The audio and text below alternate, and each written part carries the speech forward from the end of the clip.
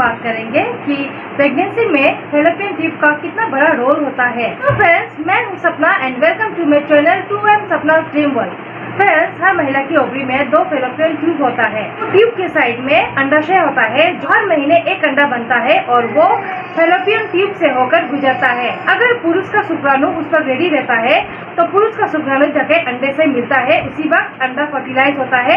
उसके बाद वो धीरे धीरे हमारे यूट्रस में आके चिपकता है।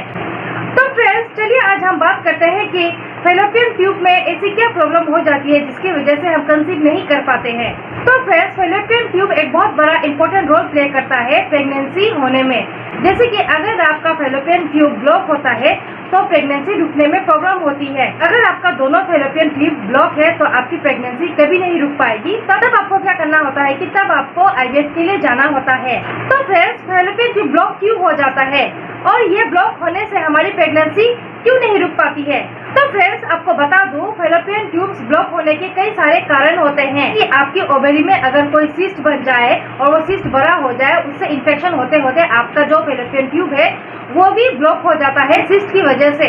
और फैलोपियन ट्यूब में अगर किसी तरह का कोई इन्फेक्शन है तो भी क्या होता है कि आपका फैलोपियन ट्यूब जो है इन्फेक्शन के कारण वो ब्लॉक हो जाता है। और अगर फैलोपियन ट्यूब ब्लॉक हो जाए तो वो अंडा जो हमारी ओवरी में जो अंडा बनता है वो अंडा जो फैलोपियन ट्यूब से होकर गुजरता है वो फैलोपियन ट्यूब से तो गुजरता है, लेकिन फैलोपियन ट्यूब के जो ब्लॉक होने के कारण से वो हमारे यूट्रस तक नहीं पहुंच पाता है। और यूट्रस तक नहीं पहुंचने के और यूट्रस तक अगर वो पहुंचेगा ही नहीं तो वो इम्प्लांट कैसे होगा? तो इसीलिए फैलोपियन ट्यूब का अच्छे से खुला रहना बहुत जरूरी होता है। किन्हीं महिलाओं का ऐसा भी देखा गया है कि दोनों फैलोपियन ट्यूब में से अगर एक फैलोपियन ट्यूब ब्लॉक होता है और एक अगर फैलोपियन ट्यूब खुला रहता है तो भी वो प्रेगनेंसी कंसीव कर लेती है।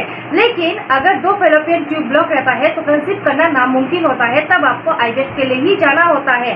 तो फ्रेंड्स, अगर आप बहुत दिनों से कंसीव करने के लिए ट्राई कर रही है और आप कंसीव नहीं कर पा रही है तो आप एक बार आपकी फैलोपियन ट्यूब को भी चेक कीजिएगा, मतलब डॉक्टर के पास जाइएगा, उनसे विजिट कीजिएगा और उनको बताइएगा आपके प्रॉब्लम के बारे में।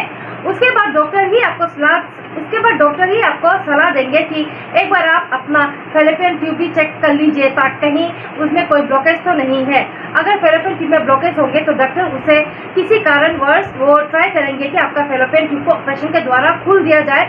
अगर वो नहीं खुलेगा, ऑपरेशन के द्वारा भी अगर वो नहीं खुल पाएगा, तब आपका वो फैलोपियन ट्यूब कुछ भी काम का नहीं रहेगा, तब आपको आईवीएफ के लिए ही जाना पड़ेगा। क्योंकि महिला की ओवरी में से जो हर महीने एक अंडा रिलीज होता है वो जब वो फूटने लगता है तब वो धीरे धीरे फैलोपियन ट्यूब से होकर गुजरता है।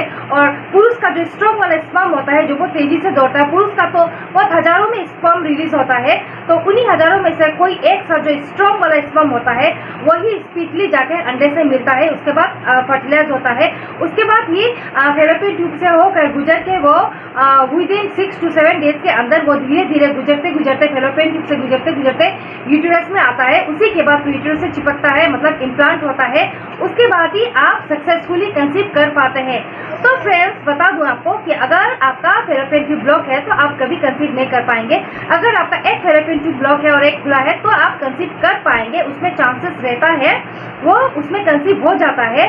तो अगर आप कंसीव नहीं कर पा रहे हैं तो एक बार डॉक्टर से विजिट करके इसके बारे में खुल के बातें कीजिएगा। उसके बाद ही डॉक्टर की सलाह से आप नेक्स्ट प्रोसेसिंग के लिए जाइएगा। तो फ्रेंड्स, यही थी मेरी आज की जानकारी। मेरे चैनल को लाइक और सब्सक्राइब कर दीजिए। आपके एक लाइक और सब्सक्राइब से मैं बहुत मोटिवेट होती हूँ और आपका प्यार इसी तरीके से बनाए रखिएगा। तब तक के लिए friends, bye bye, take care.